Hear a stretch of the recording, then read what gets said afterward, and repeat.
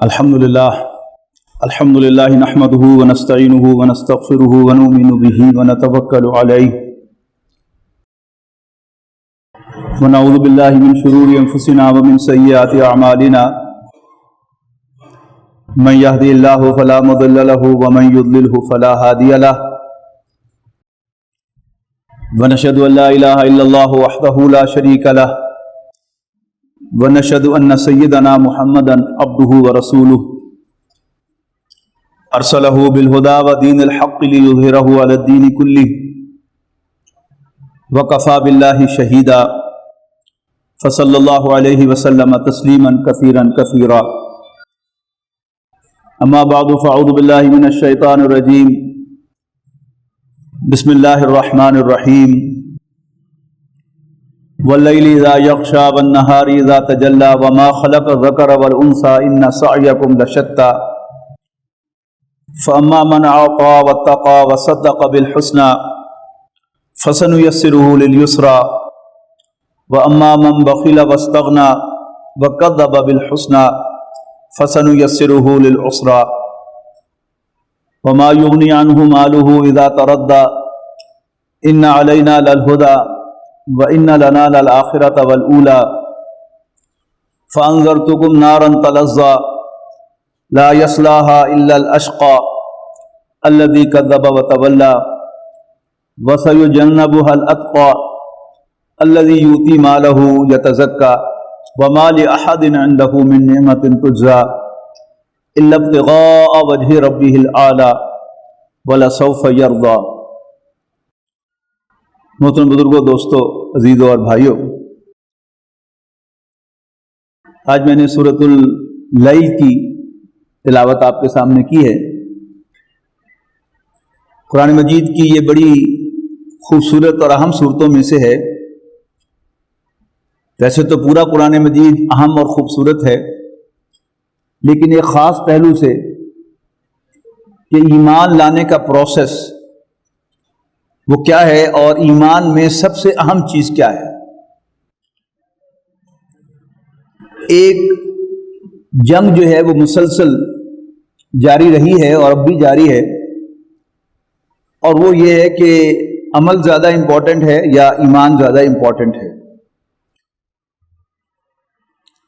مختلف زاویوں سے جب ہم دین کی تعلیمات کو دیکھتے ہیں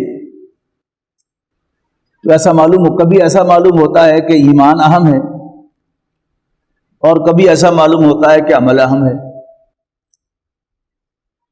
لیکن اوور آل ہمارے دین کی جو روح ہے وہ ایمان ہے، عمل نہیں ہے۔ یہ بات شاید آپ حضرات کو عجیب سی لگے کہ آج کا دور جو ہے وہ عمل کا دور ہے اور ایمان کا دور نہیں ہے، جبکہ ایمان کی اصل کے اعتبار سے اسلام اصل میں ایمان کا نام ہے، اور ایمان پر عمل کی بنیاد کھڑی ہوتی ہے، عمل کی عمارت کھڑی ہوتی ہے۔ قرآن مجید کا مطالعہ کرتے ہوئے اور سیرت النبی اور سیرت صحابہ کو پڑھتے ہوئے ایسا معلوم ہوتا ہے کہ بعض اعمال وہ ہیں کہ جو ایمان سے بھی پہلے ہیں اور وہ ایمان لانے میں مددگار ثابت ہوتے ہیں۔ تو اس زاویے سے دیکھا جائے تو عمل جو ہے یہ زیادہ اہم ہے ایمان سے بھی، لیکن دوسرے اینگل سے جب ہم دیکھتے ہیں تو نظر آتا ہے کہ کوئی شخص عمل میں کتنا کمزور ہی کیوں نہ ہو، لیکن وہ اپنے ایمان کو مستحکم اور پاک ثابت کرتا ہے ہر قسم کی آلائش سے، اور اپنی جان اللہ کے لیے قربان کر دیتا ہے، تو اس سے حساب کتاب ہی نہیں ہے، وہ سیدھا جنت میں جاتا ہے، اس لیے کہ اس نے ثابت کر دیا کہ وہ اللہ کا ہے۔ اس کے دل میں اصل راج اللہ تعالیٰ کا ہے، اس کے دل میں اصل میں سمایا ہوا اللہ تعالیٰ ہی ہے۔ سورۃ اللیل کا خاص معاملہ یہ ہے کہ اس نے ایک پروسیس کا تذکرہ کیا ہے، دو کرداروں کا تذکرہ ہے۔ پہلا کردار ایک نیک شخص کا کردار ہے اور جیسا کہ میں بعد میں عرض کروں گا کہ حضرت ابوبکر اور حضرت خدیجہ کا کردار ہے. آغاز ہوا قسموں سے. رات کی قسم جب وہ چھا جائے اور دن کی قسم جب وہ روشن ہو جائے. اور اس کی قسم کہ جو اللہ تعالیٰ نے مرد اور عورت کو پیدا کیا ہے، ان سب قسموں کو کس بات پر قسم کھائی گئی ہیں؟ یہ اِنَّ سَعْيَكُمْ لَشَتَّىٰ، تمہاری کوششیں ڈائیورس ہیں، مختلف ہیں. سب سے پہلے تھوڑی جو ایک قسم کی کوششوں کا تذکرہ کیا کہ فَأَمَّا مَنْ أَعْطَىٰ، آتا یوتی کی معنی دینا، سخاوت کرنا.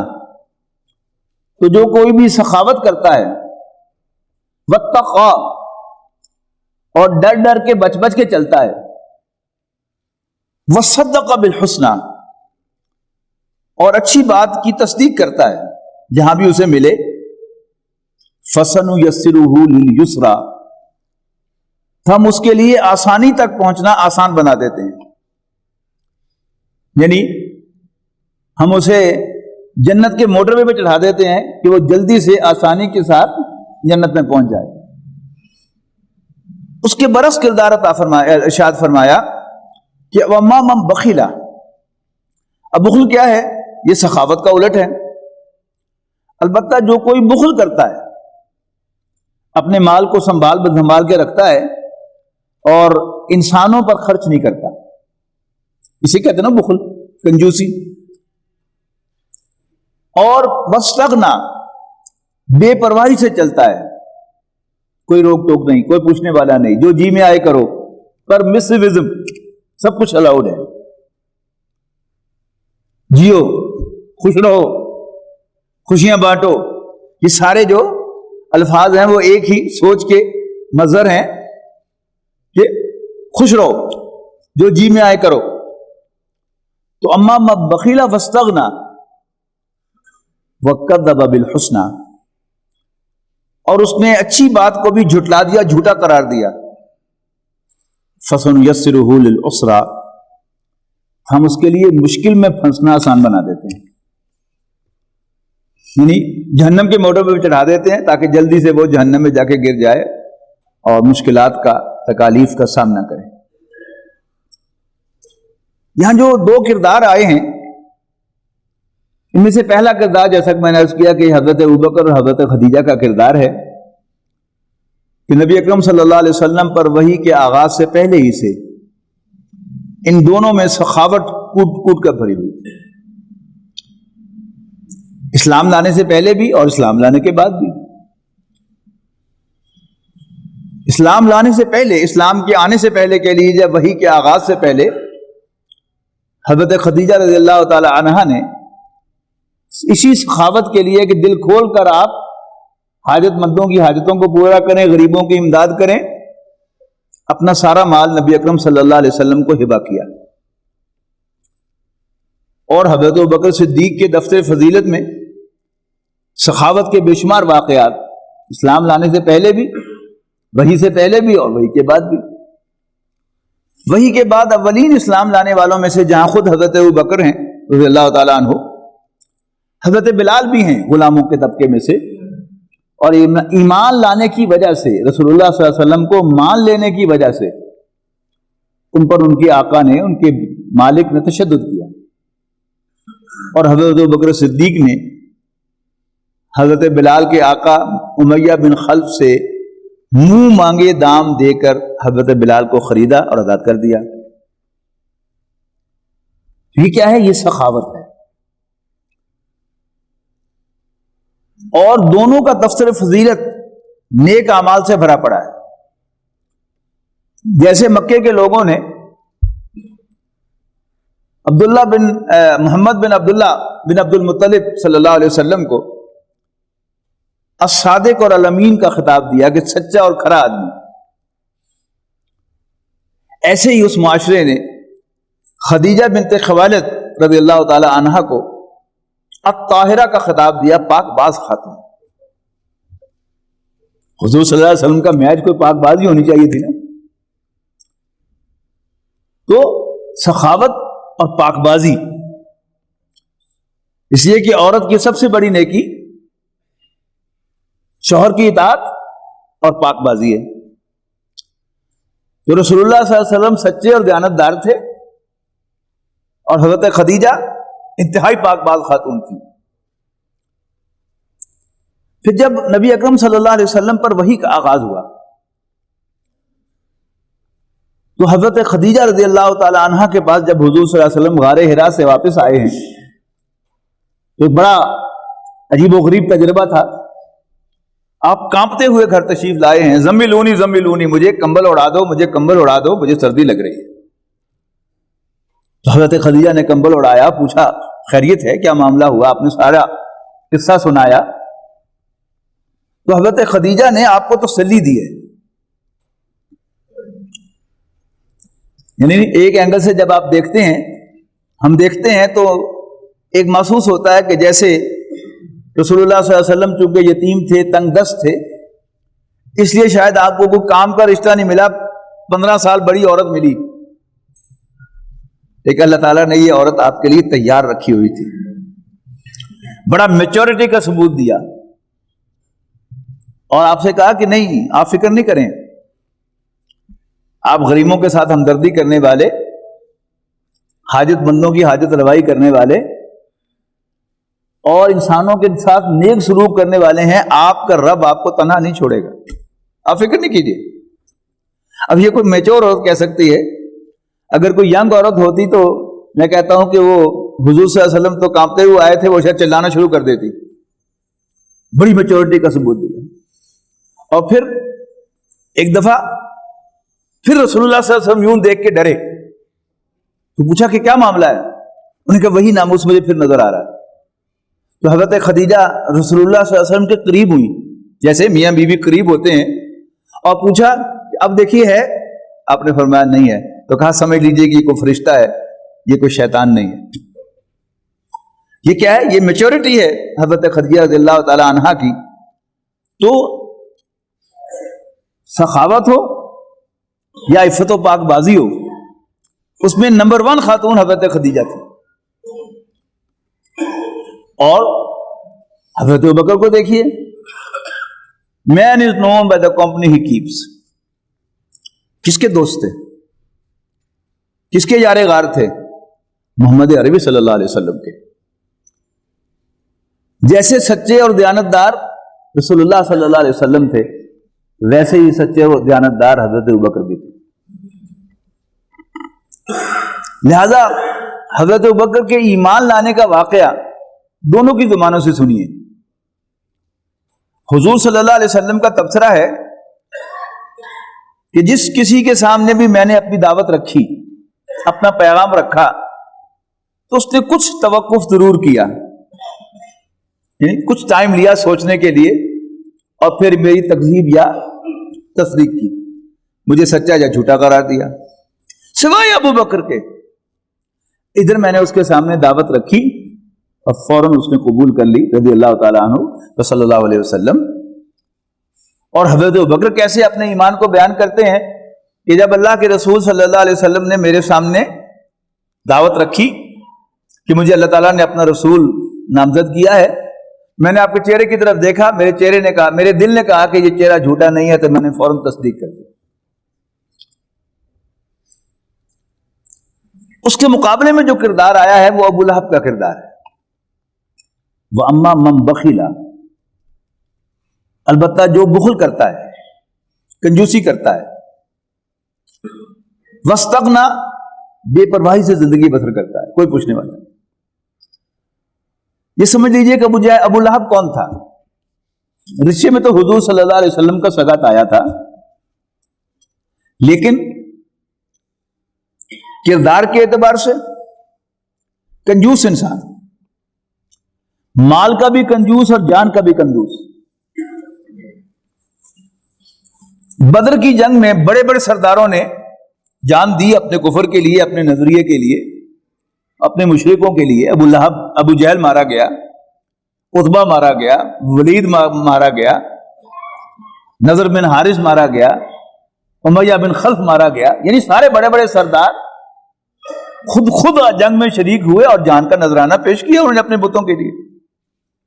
لیکن آپ کو معلوم ہے کہ ابو لہب خود شریک نہیں ہوا. اس نے کرائے کے 2 فوجی بھیجے تھے. پھر یہ کہ مکہ مکرمہ میں اس کی ایک بیڈ ریپیوٹ تھی چور ہونے کی. اور وہ چوری کیا تھی؟ کیونکہ بنو ہاشم کعبے کے متولی تھے اور یہ مشہور تھا وہاں پر کہ اس نے کعبے کا ایک ہرن چرایا ہے. یعنی کوئی سونے کا ہرن کعبے میں چڑھاوے کے طور پہ آیا تھا اور اس نے وہ چوری کیا تھا. تو کردار کا بھی بودا اور مال کا بھی کنجوس، دل کا بھی کنجوس.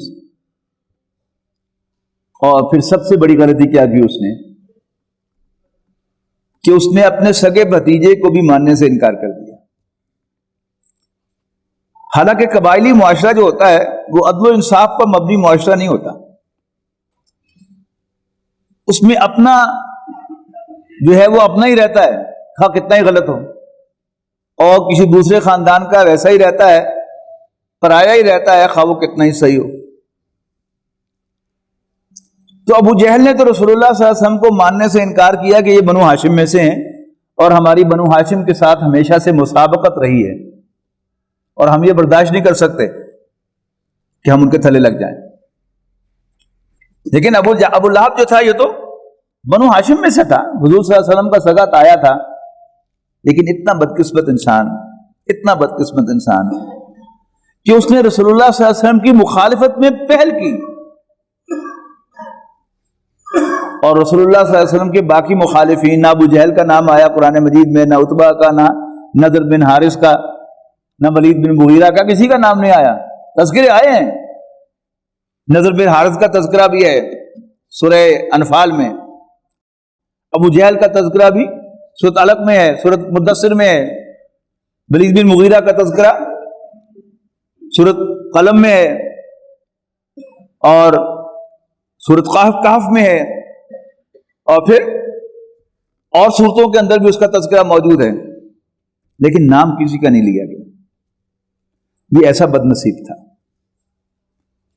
کہ قرآن مجید نے نام لے کر اس پر لعنت بھیجی ہے. تبت یدا ابی لہب. اور غور کیجئے چھوٹی صورتوں میں بھیجی ہے جو بچوں کو بھی یاد ہوتی ہیں. مسلمان بچے بھی سورۃ لہب پڑھ کر اس پر پھٹکار کرتے ہیں. ایسا بدقسمت انسان ہے.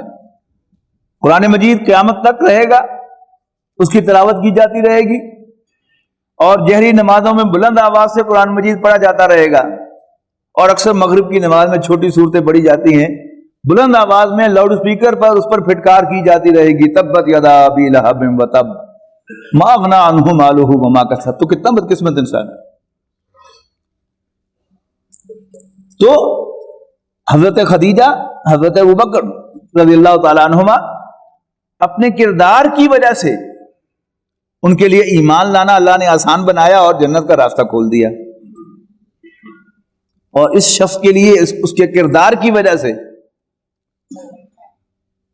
اس پر نبی اکرم صلی اللہ علیہ وسلم کو ماننا مشکل بنایا اور پھر اسے مشکل کے موٹر وے پر چڑھا کر مشکل میں جا کر پھنسا دیا. 2 کردار اور یاد رکھیے گا.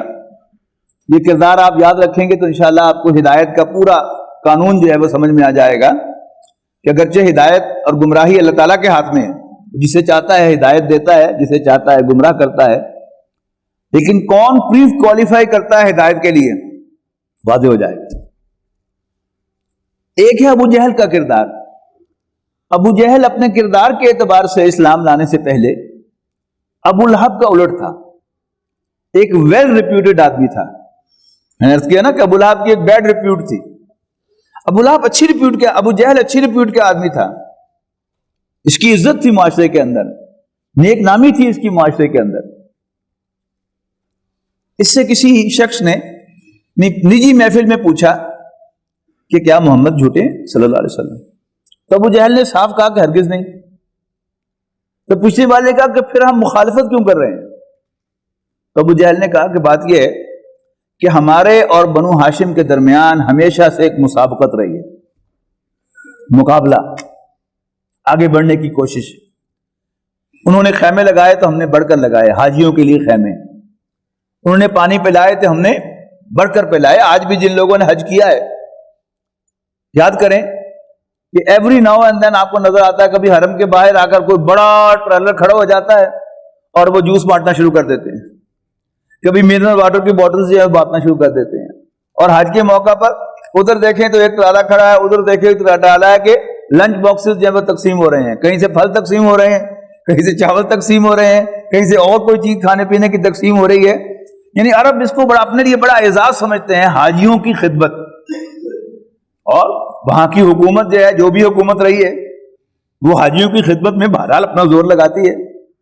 آل سعود کو اللہ تعالیٰ نے تیل کی دولت عطا فرمائی، جہاں انہیں خود کھایا تو بہرحال حاجیوں کی خدمت میں اور ان کے انتظامات میں بھی انہوں نے کوئی کسر نہیں چھوڑی. تو یہ ان کی روایت ہے. تو ابو جہل نے کہا کہ ہم نے خیمے لگائے، بنو ہاشم نے خیمے لگائے تو ہم نے ان سے بڑھ کے لگائے. انہوں نے پانی پلائے تو ہم نے بڑھ کے پلائے، انہوں نے کھانے کھلائے تو ہم نے بڑھ کے کھلائے. لیکن آج اگر ہم محمد کو صلی اللہ علیہ وسلم اللہ کا رسول مان لیں تو اس کا مطلب ہے کہ ہم ہمیشہ کے لیے بنو ہاشم کے غلام ہو جائیں. ایسا نہیں ہو سکتا. That's not acceptable. اس کو میں اگر آج کے پنجابی کے محاورے میں لے کے آؤں تو کیا ہے کہ جی اسی راجپوت اور آئیں، یا اسی آئیں تے جٹ، اسی ہمیشہ دے مقابلے تے کھلوتے ہیں. جی آج کسی جٹ نو من لئیے یا راجپوت نو من لئیے، یہ مطلب کہ یہ تھل لگے ہونا تھے، یہ نہیں ہو سکتا. یعنی شہروں میں بات آہستہ آہستہ ڈیلیوٹ ہو گئی ہے، ابھی بھی ہے، لیکن دیہاتوں میں تو پوری اپنی آب و تاب کے ساتھ موجود ہے. یہ کاسٹ سسٹم، گھر جو ہیں وہ جانے پہچانے ہیں، رائیاں دے گھر، گجراں دے گھر، راجپوتاں دے گھر، جٹاں دے گھر، ہے کہ نہیں ایسا ہی؟ تو دیہات میں ابھی تک وہ نظام جو ہے خاندانی نظام وہ انٹیکٹ ہے، اس کا تعصب بھی برقرار ہے، اس کی عصبیت بھی برقرار ہے. تو وہ نظام آپ کے ذہن میں ہوگا تو ابو جہل کی یہ بات سمجھ میں آئے گی کہ ہمارے اور بنو ہاشم کے درمیان ہمیشہ سے مسابقت رہی ہے. انہوں نے نیکی کا کام کیے تو ہم نے ان سے بڑھ کر کیے. لیکن اب اگر ہم محمد بن عبداللہ کو صلی اللہ علیہ وسلم اللہ کا رسول مانتے ہیں تو اس کا مطلب یہ ہے کہ ہم بنو ہاشم کے غلام ہو جائیں گے. And that's not acceptable. دو کردار اور سمجھیے. ایک کردار، ابو جہل کا ایک کردار تو ہو گیا نا دو میں سے، کہ یہ دو سٹیپ جو ہے حضرت ابوبکر اور حضرت خدیجہ کے ساتھ آیا، اچھی ریپیوٹ کے ساتھ، نیکی میں سبقت لے جانے والوں کے ساتھ. لیکن جو اصل سٹیپ تھا اور وہ کیا تھا؟ ایمان یا کفر. تیسرے سٹیپ پر وہ کانٹا بدل کر ابو لہب کے ساتھ مل گیا. تو انجام کس کے ساتھ ہوا؟ ابو لہب کے ساتھ. اس کے برعکس کردار ہے حضرت عمر رضی اللہ تعالیٰ عنہ کا کردار. حضرت عمر کا کردار کیا ہے؟ کوئی اچھی ریپوٹیشن نہیں ہے، نہیں کوئی معاذ اللہ حضرت عمر رضی اللہ تعالیٰ عنہ کی توہین مقصود نہیں ہے. ایک ذرا حقیقت آپ سے شیئر کرنی ہے کہ جو شخص گھر سے اپنے شہر کے انتہائی شریف بلکہ شریف ترین انسان کو قتل کرنے کے لیے گھر سے نکل آئے، اس کے لیے کوئی اچھے الفاظ سے زبان پر نہیں لائے جا سکتے. بعد میں ایمان لائے، وہاں ان کا مقام بہت اونچا ہے، لیکن حالت کفر میں گھر سے نکل پڑے تلوار لے کر کہ آج میں کام کر رہا ہوں، آج میں قصہ مکایا ہوں. یہ جو بھائی بھائی کو لڑا دیا ہے محمد نے صلی اللہ علیہ وسلم، باپ بیٹے کو لڑا دیا ہے، گھر گھر میں تفریق پیدا کر دی ہے، میں کانٹا ہی نکالا ہوں، کنڈا ہی کاٹا ہوں. یہ تو اللہ تعالیٰ بھلا کرے حضرت نعیم ابو نعیم رضی اللہ تعالیٰ عنہ کا، وہ راستے میں ملے اور پوچھا کدھر خیر نہ، اور آج میں کنڈا کاٹی آؤں. کس کا کنڈا نکالنے جا رہے ہو؟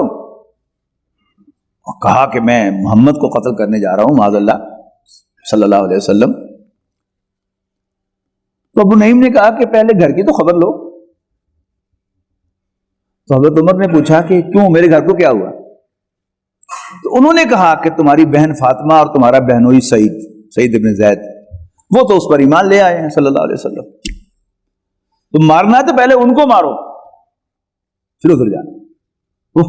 آپ اندازہ نہیں لگا سکتے کہ عمر جیسا کیریکٹر جو ہے اس کو کتنا غصہ آیا ہوگا، اور بجائے رسول اللہ صلی اللہ علیہ وسلم کی طرف جانے کے دار ارقم میں سیدھے گئے حضرت سعید بن زید کے گھر۔ اب باہر پہنچے تو اندر سے قرآن شریف پڑھنے کی آواز آ رہی تھی، سورۃ طٰہٰ کی آیات تازہ تازہ نازل ہوئی تھی۔ حضرت خباب بن ارت رضی اللہ تعالیٰ عنہ حضرت سعید اور حضرت فاطمہ کو وہ آیات پڑھا رہے تھے کہ جی تازہ وہی آئی ہے۔ تو حضرت عمر نے باہر ہی سے للکارا، یہ کہتا ہے پنجابی میں تو اڈیا جی تیسی، ان کو پتا چل گیا کہ لو جی بھائی کو لگ گیا پتا، تو انہوں نے حضرت خباب کو تو گھر میں کہیں چھپا دیا، اور دروازہ کھولا تو حضرت عمر رضی اللہ تعالیٰ عنہ نے نہ آؤ دیکھا نہ تاؤ، سعید بن زید کو مارنا شروع کر دیا۔ جرت کیسے ہوئی تمہیں محمد پر ایمان لانے کی، یہ وہ۔ بیچ میں حضرت فاطمہ آئی چھڑانے کے لیے، اپنے شوہر کو بچانے کے لیے، تو ایک تھپڑ حضرت عمر نے حضرت فاطمہ کو بھی رسید کر دیا۔ عرب معاشرہ بڑا عجیب معاشرہ تھا، وہ سمجھ سے باہر ہے، یعنی ایک طرف عورت کو وہ جوتی کی نوک سے بھی کم سمجھتے تھے، کوئی حیثیت نہیں تھی۔ ٹشو پیپر کی طرح استعمال کیا اور پھینک دیا، طلاق دے دی، زندہ درگور کر دینا لڑکیوں کو۔ لیکن ساتھ ہی کسی عورت پر ہاتھ اٹھانا یہ مردانگی کے خلاف سمجھتے تھے، اور مرد بھی حضرت عمر جیسا، جس کے سامنے کسی مرد نے بھی آنکھوں میں آنکھیں ڈال کے کبھی بات نہیں کی تھی، اتنا روب اور دبدبہ تھا شہر پر ان کا۔ تو بہن نے کہہ دیا حضرت فاطمہ رضی اللہ تعالی عنہا نے کہ عمر جو مرضی کر لو، اب ہم اس دین کو چھوڑ نہیں سکتے، یہ ہے ایمان کی طاقت۔ حضرت عمر ایک دم جھاگ کی طرح بیٹھ گئے، وہ جو سارا جوش و خروش تھا ٹھنڈا ہو گیا، اور کہا کہ کیا تم پڑھ کیا رہے تھے؟ یہ دل میں خیال آیا نا کہ یہ کیا بارود بھر دیا ہے محمد نے صلی اللہ علیہ وسلم اس عورت کے اندر، کہ آج یہ عورت میرے سامنے بول پڑی ہے۔ میرے سامنے تو کوئی مکے کا جوان کبھی نہیں بولا تھا، عورت بول پڑی ہے۔ تو پوچھا بہن سے کہ تم کیا پڑھ رہے تھے، ٹھنڈے ہو کر ذرا۔ تو حضرت فاطمہ کو احساس ہوا کہ کام بن گیا، انہوں نے کہا کہ آپ ناپاک ہیں، ہم اللہ کا کلام پڑھ رہے تھے، آپ غسل کر کے آئیں پہلے۔ تو بس اندر سے تو ختم ہو چکے تھے عمر رضی اللہ تعالیٰ عنہ، جھٹ غسل کر لیا اور آیا، ہاں آپ بتاؤ، اب پڑھاؤ مجھے کیا پڑھ رہے تھے۔ سورۃ طٰہٰ کی آیات پڑھی۔ اب چونکہ ہم تو عربی نہیں جانتے نا، ہم ان آیات کی جو حسن ہے اور جو اس میں جو کلام اللہ ہونے کا ایک پایا جاتا ہے رنگ، وہ عربی پہچان سکتا تھا۔ آیات پڑھی، طٰہٰ ما انزلنا علیک القرآن لتشقی الا تذکرۃ لمن یخشی۔ دل نے گواہی دی کہ یہ اللہ کا کلام ہے، تو فوراً کہا میں گواہی دیتا ہوں کہ اللہ کے سوا کوئی معبود نہیں ہے، اور یہ کہ حضرت محمد صلی اللہ علیہ وسلم اللہ کے رسول ہیں۔ اب ابو جہل جو ہے وہ نیک تھا، چیریٹی ورک بھی کرتا تھا، لیکن رسول اللہ صلی اللہ علیہ وسلم کی رسالت کا انکار کیا تو آؤٹ۔ اور حضرت عمر رضی اللہ تعالیٰ عنہ کوئی نیک کام کرنے والے، کرتے ہوئے نیک کام، یقیناً کچھ نہ کچھ ہوگی ان میں بات، آخر حال حضرت عمر ہیں، کچھ ہوتا ہے تو ملتا ہے نا۔ بہرحال کوئی اپیرنٹ نہیں تھا ان کا کوئی نیک عمل ہمارے سامنے، لیکن ڈائریکٹ چھلانگ لگائی، قتل کے ارادے سے گھر سے نکلے تھے، ایمان لا کر واپس گئے تو سب کو چھوڑ گئے سوائے حضرت ابوبکر کے۔ اتنا اونچا مقام ملا ان کو کہ پھر اللہ تعالیٰ نے ان کے لیے آسانی تک پہنچنا آسان بنا دیا۔ تو جو چیریٹی ورک ہے، خدمت خلق ہے، اس کا ایک طرف تو یہ مقام ہے کہ وہ ایمان میں بھی ہیلپفل ہے۔ سورۃ بلد کا تو مضمون ہی یہ ہے کہ انسان ایک گھاٹی عبور نہ کر پایا، اور اے نبی آپ کیا سمجھے کہ وہ گھاٹی کیا ہے؟ فک رقبۃ، غلام کو آزاد کرنا، گردن کو چھڑانا، او اطعام فی یوم ذی مسغبۃ یتیما ذا مقربۃ او مسکینا ذا متربہ۔ غلام کو آزاد کرانا اور قحط کے دنوں میں قرابت دار یتیم یا راہ پر بیٹھے ہوئے مسکین کو کھانا کھلانا. جب قرآن مجید اپنی باتوں کو کوالیفائی کرتا ہے تو اشش کرتا ہے انسان کہ کس طرح کوالیفائی کیا ہے. صرف کھانا کھلانا نہیں، قحط کے دنوں میں کھانا کھلانا. جب انسان کو یہ خطرہ ہوگا کل پتہ نہیں میرے لیے بھی ہوگا کہ نہیں، اس وقت انسان کھانے کا دے دے. آپ نے سنا ہوگا واقعہ حضرت علی اور حضرت حسن، حضرت حسن کا اور حضرت فاطمہ کا، کہ کھانا کھانے کے لیے بیٹھے تو باہر کسی نے دستک دے دی کہ میں بھوکا ہوں، مجھے کھانے کے لیے دیجیے. تو حضرت علی نے اپنے بیٹے حضرت حسن سے کہا رضی اللہ تعالی عنہما کہ بھائی میرا یہ اس غریب آدمی کی دعا میری خیر ہے. جب وہ لے کے جا رہے تو حضرت فاطمہ نے کہا کہ میرے والے بھی دے دو، میری خیر ہے. حضرت حسن نے کہا کہ میں کیوں پیچھے رہوں، میں بھی اس فقیر کو دوں. اور گھر میں جو لونڈی تھی اس نے کہا کہ میری روٹی بھی آپ اس کو دے دیں. تو پھر اللہ تعالیٰ نوازتا ایسے تھوڑا ہے. تو قحط کے وقت کھانا کھلانا، قحط کے دنوں میں، اور کس کو کھلانا؟ قرابت دار یتیم کو. کسی یتیم خانے میں جا کر چندہ نہیں دینا، اپنے قرابت دار یتیم کو، جس کی ماں کے بارے میں دل میں ہو کہ اس نے میری ماں کی بے عزتی کی تھی، جس کے باپ کے بارے میں ہو کہ وہ مجھ سے خار رکھتا تھا، لیکن قرابت دار یتیم ہے بھتیجا، پہلا حق اس کا ہے. تو قحط کے دنوں میں کھانا کھلانا قرابت دار یتیم کو یا راہ نشین مسکین کو. اس کے بعد ثم کان من الذین آمنوا، پھر وہ شامل ہو جاتا ہے ایمان والوں میں سے جو ایمان لاتے ہیں. یعنی نقشہ بنائے اس کا تو ایک گھاٹی ہے جس کے سنگھائے میل کیا ہے؟ گردن کو آزاد کرنا، قحط کے دنوں میں یتیموں، قرابت دار یتیم اور راہ بیٹھے ہوئے مسکین کو کھانا کھلانا. یہ گھاٹی کے سنگھائے میل ہیں اور گھاٹی کے پار ایمان پڑا ہوا. تو ایسی صورتوں کو دیکھتے ہیں تو معلوم ہوتا ہے کہ ایمان پر چیریٹی جو ہے یہ فضیلت رکھتی ہے. لیکن جب آگے جا کے دیکھتے ہیں تو خاص طور پر جو 4 کردار میں نے آپ کو بتائے ہیں، حضرت ابوبکر، حضرت خدیجہ کا کردار، اور ابو جہل کا کردار، اور ابو لہب کا کردار، اور حضرت عمر کا کردار، تو اس سے صاف پتہ چلتا ہے کہ اصل چیز جو ہے وہ ایمان ہے. کیونکہ آگے چل کر سورۃ اللیل میں فرمایا گیا وَمَا يُغْنِي عَنْهُ مَالُهُ إِذَا تَرَدَّى. ابو لہب کے بارے میں سمجھیے کہ جو مال اس نے جمع کیا تھا اس سے کسی کام نہ آیا جب وہ جہنم میں جا کے گرے گا. اِنَّ عَلَيْنَا لَلْهُدَى، ہمارے ہی ذمہ ہے ہدایت، وَإِنَّ لَنَا لَلْآخِرَةَ وَالْأُولَى، اور آخرت بھی ہماری اور پہلی دنیا بھی ہماری. فَأَنذَرْتُكُمْ نَارًا تَلَظَّىٰ، تو میں تمہیں خبردار کر دیا ہے دہکتی ہوئی آگ سے. لا يصلها الا الاشقى، اس میں نہیں گرے گا، اس میں نہیں پڑے گا مگر انتہائی بدبخت. وہ کون ہے؟ الذی کذب وتولی، جو جھٹلاتا اور منہ پھیرتا ہے. یعنی جب حق بات سامنے آ جائے، دل گواہی دے دے کہ یہ حق ہے، تو پھر انسان کے لیے اس وقت ایمان لانا بڑا آسان ہوتا ہے. لیکن اگر وہ جان بوجھ کر اس کو جھٹک کر آگے چلتا ہے کفر کا راستہ اختیار کرتے ہوئے، تو پھر اللہ تعالیٰ اس کی سزا بھی بڑی سخت دیتا ہے. تو اصل چیز جو ہے وہ بہرحال ایمان ہے. اگر ایک انسان عمل میں ہلکا ہی کیوں نہ ہو، لیکن جب اللہ کے رسول کی دعوت سامنے آ جائے اور اس کا دل گواہی دے کہ یہ سچی دعوت ہے، اسے مان لے، تو سب پچھلی کمزوریاں معاف ہو جاتی ہیں. اور پھر خلوص و اخلاص کے ساتھ اللہ کی ماننا شروع کر دے، اللہ تعالیٰ کے راستے پر چلنا شروع کر دے، کوئی چیز اپنے پاس بچا کر نہ رکھے، تو پھر وہ جنت کا حقدار ٹھہرتا ہے اللہ تعالیٰ کی طرف سے. تو ایمان اس کی پرائرٹی. ہمارے ملک میں آج کل جو کھیل چل رہا ہے، بلکہ ساری دنیا میں چل رہا ہے، یعنی سیکولر اسلام اور ٹریڈیشنل اسلام کی جو ایک جنگ چل رہی ہے.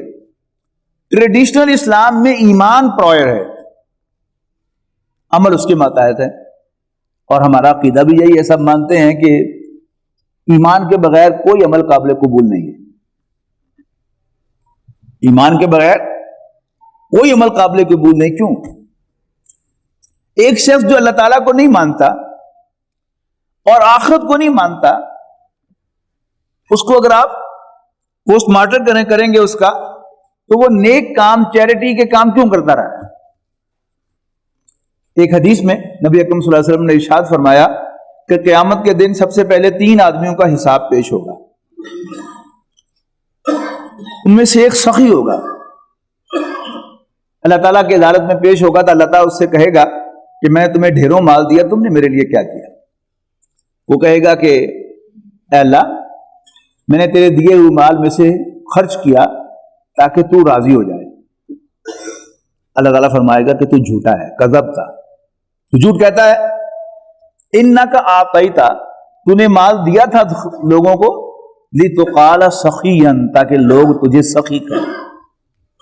فقد قیل، وہ کہا جا چکا، اب یہاں کے لینے آئے ہو، لہذا جہنم میں ڈالنے کا حکم دے دیا جائے گا. پھر ایک شہید پیش ہوگا جو دنیا میں شہید کہلایا تھا. اللہ تعالیٰ اسے کہے گا میں تمہیں جسم و جان دی ہے، تم نے میرے لیے کیا کیا؟ طاقت دی. کہے گا کہ میں نے تیرے راستے میں جنگ کی اور اپنی جان کا نذرانہ پیش کر دیا، لترضا، تاکہ تو راضی ہو جائے. اللہ تعالیٰ فرمائے گا تو بھی جھوٹ کہتا ہے، تو نے اس لیے لڑائی کی تھی تاکہ لوگ تجھے بہادر کہیں. فقط قیل، وہ کہا جا چکا، لہذا یہاں تمہارے لیے کچھ نہیں. اسے بھی جہنم میں ڈالنے کا حکم دیا جائے گا. پھر ایک عالم کو لایا جائے گا. اللہ تعالیٰ کہے گا میں تمہیں اپنی کتاب کا علم دیا، تم نے کیا کیا؟ وہ کہے گا کہ میں نے تیرے کتاب کے علم کو عام کیا، لوگوں کو پڑھائی کتاب تیری تاکہ تو راضی ہو جائے. اللہ تعالیٰ فرمائے گا تو بھی جھوٹ کہتا ہے، تو نے یہ سب کچھ اس لیے کیا تھا لتقال قاریًا، تاکہ لوگ تجھے بڑا عالم، بڑا قاری کہیں. فقط قیل، وہ کہا جا چکا، لہذا اسے بھی جہنم میں ڈلوا دیا جائے گا.